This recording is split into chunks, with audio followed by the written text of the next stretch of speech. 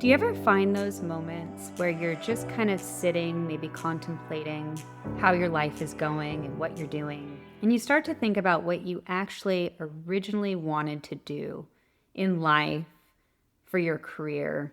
And we used to have those moments in our elementary classes. Someone would come in and go around the classroom, and what do you want to be when you grow up? But do you ever think about what you originally wanted, especially in those later, younger years?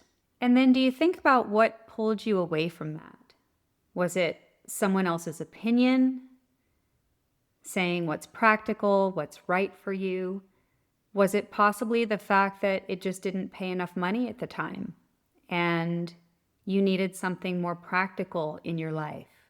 But what actually did pull you away from what you originally felt that you were ready to do? A lot of times, the thing that's pulling people is money related. It's those practical things. Is this a stable position? Is this something that is going to allow me to have a family and focus on those around me? Or is it something that's going to require me to travel? Is it too much work? Is there too much schooling involved? And how much cost is that schooling? A lot of things that when you're younger become very overwhelming, especially when you don't know how to navigate through the hoops of things like financial aid or any other support that you might be eligible for but know nothing about at that young age, right? But there's so many things that can pull people away from what they actually are driven to do or what they enjoy. And a lot of that stems from fear. And fear tends to drive a lot of our decisions because we feel that it isn't safe. But why in these cases do we feel that these careers are not safe for us? Is it because we feel that we won't have enough income, or that we will be looked upon in a certain way in society? Maybe people look down on what it is that you really want to do, or they don't think that it's big enough or important enough. So we go on through life and we're making these choices and eventually putting ourselves in a career that doesn't really fit. It just always something feels a little bit off. And even when you're growing and you're getting all these accolades and you're doing so well, something still feels like it's missing. So you keep searching for that in each new role that you take. And oh, this will fix it. And here, this will give me something new to learn. But it always feels a little bit off, like you're searching for something. And when your alignment is a little bit off, if you listen to season 1 or 2, you know that in the long run, those things are taking from your cup. So it's not something that you can just hide in the closet or dust under the rug. It will always be there. There were times when I was changing careers, almost searching for the thing that drove me the most, when I thought that I was somewhat unique because I felt like I saw everyone around me fulfilled by what they were doing, engaged by what they were doing, truly enjoying it, saying how great it was that they were doing the things that they were doing. And here I was looking from my desk out at other people like, gosh, I wish I could feel that level of engagement and passion. And there were times when I did, don't get me wrong. But overarching, once I learned the new thing, mastered it, figured it all out, then I was still searching, like something else needed to fill my cup. And what was funny is I'm not the only one. And if you're listening and this is resonating with you, you're not the only one. AARP researched why adults later in life change careers or shift directions professionally. And the study looked at what causes people to rethink work and fulfillment as they get older. And the research found that many adults change careers at least once. I'm way above that line. And that they begin wanting more meaningful work later in life. And they care more about fulfillment than status as they get older. So many people revisit their interests or goals that they originally pushed aside later in life. This isn't something unique because there was a whole study done around it. So it's not just one or two of us. This is happening. And it's some of those people that are saying how engaged they are and how much they love their role. And not saying that they don't, but there are so many people that are still missing that thing that drives them, that thing that makes them feel fulfilled, that they're living their purpose, essentially. And then as we get older, what I've realized is that those things that you loved when you were younger, they were trying to tell you something through your entire journey. And for me, I kept trying to look at more practical ways to develop in my career. But had I just followed my heart from the very beginning, and I had multiple opportunities to do that, I would have ended up where I'm at now much earlier because it took me full circle. There was times when, again, I wanted to be a dance teacher. I wanted to be a teacher in general. That was very early on. I even wanted to be, around that time, a psychologist because I wanted to deal with people. I wanted to help them. It was my desire in life to help people grow and help them do things in a way that was easier for them and help them be more successful. So I went into HR. I spent many years building my career, listening to other people tell me, here's what you need to be successful in HR. Here's experience that you need to have if you want to be in leadership in human resources, right? So I'm doing employee relations, which I absolutely hated. And I'm doing a lot of project work, which I enjoyed. But again, the nature of it wasn't filling my cup. I did so many different roles that I did sideways moves. I went up, I became leadership, all of those things. And when I went for my master's degree, I had a choice. I could have went for learning and development, or I had a choice to do it in employment and labor law. And I had someone who had interviewed me a few months earlier, I think maybe a year earlier, and had told me that in order to make it in human resources, I needed a much stronger employee relations background, specifically, again, that supporting law. So when I had that choice in front of me, I saw the learning and development specialization, and I wanted it so bad, and I felt it calling to me. But I heard in my head the words that he said to me, that I needed the experience in employment relations.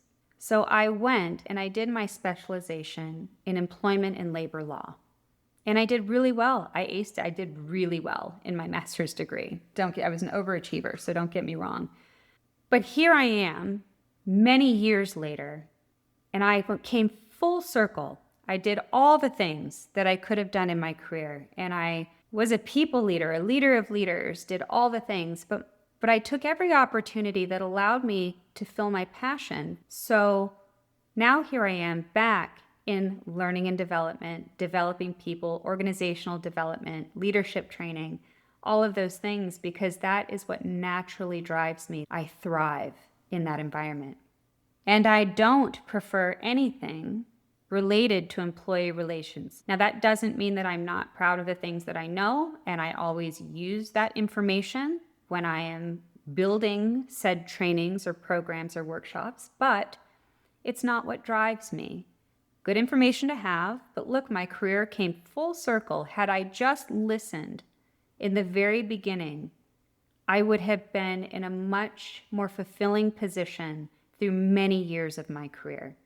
So that's something I share with people a lot, especially folks that I'm coaching, that listen to what actually drives you, because you might be wasting some energy, right? So maybe you're not wasting time, you're still learning, but you're wasting energy putting it into something that empties your cup. And if you ever do start to listen to your heart or your passion, it's going to bring you right back around anyways. So just do it when you're aware and when you notice it and when you know that you're out of alignment. Bring it back then. Don't wait. And this isn't like starting over, because it's something that you've wanted to do all along. So it's not like you're starting from ground zero, because you've collected all of that information, all of that knowledge throughout your career, however far along that you are. Those are things that you'll use. These things don't go away. Even if it's a hard skill that you're not going to necessarily translate, while learning that hard skill, I'm sure there's 20 other soft skills that you'll put in to whatever you bring to your future alignment. And it's going to energize you in a way that you probably haven't felt energized in a really long time. When I finally fit into my flow, I was excited getting up. I was excited about the things that I got to work on. And it kept me excited to the point where working longer hours if I needed to, it wasn't so draining because the work was actually filling my cup. And I'm sure it sounds a little bit daunting to say, hey, you probably chose the wrong career if you're just not feeling it, right? Like, figure it out. But it's actually a really fulfilling process as well, because you're starting to listen to yourself, and you've probably put yourself on the back burner quite a bit during your career, making choices for your family, making choices to make sure that you could sustain yourself at a certain lifestyle, all of those things. And those are wonderful things that you did. But when you start to listen to yourself slowly and just making small changes and taking opportunities that you might not have taken otherwise because you're noticing, hey, I want to do that. Like, that's something that I would love to do, even though it's not in your current wheelhouse. It starts to make you feel really good. You start to sleep a little bit better. You start to wake up a little bit more energized. You're able to make it through your day. You're smiling more. Just the things that you notice, it's a lot different than starting over. It's literally just building on what you have to doing something you love. And you don't just have to listen to me and my story, because like I said, I'm not unique.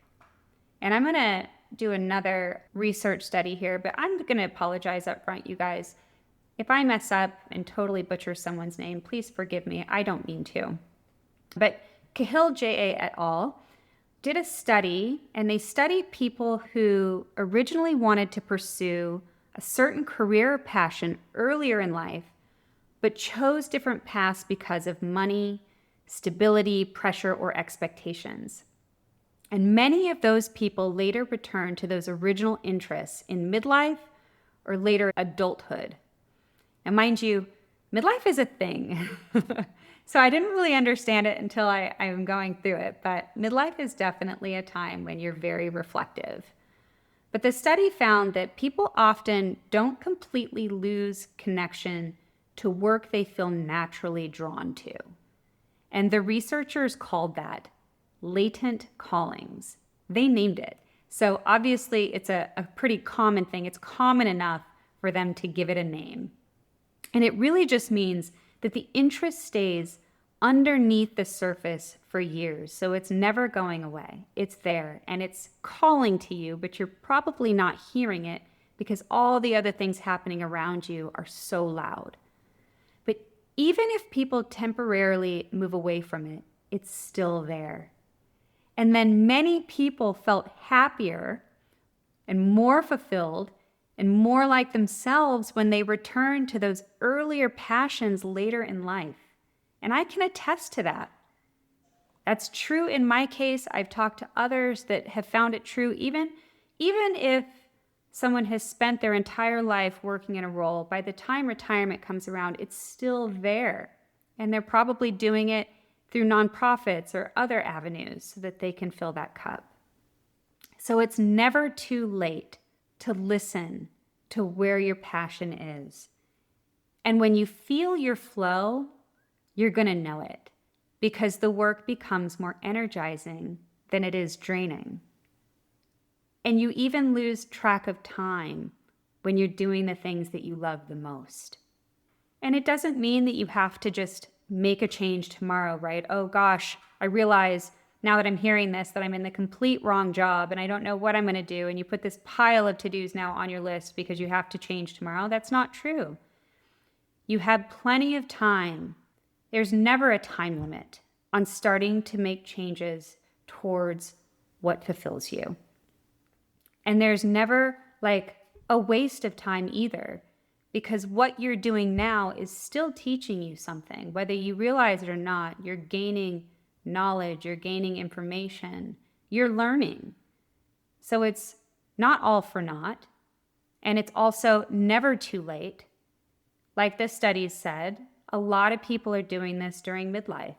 A lot of people are doing this after the age of 50. But the first thing to do is to really think about what that little voice inside of you is saying and what it's missing and what would actually make you feel fulfilled in your career. And if you just stop to listen to that voice, that's the first step. The first step to really building a life that fulfills you. Thank you so much for joining all. Really excited to be back. Excited for season 3. Have a wonderful rest of your week and see you next time.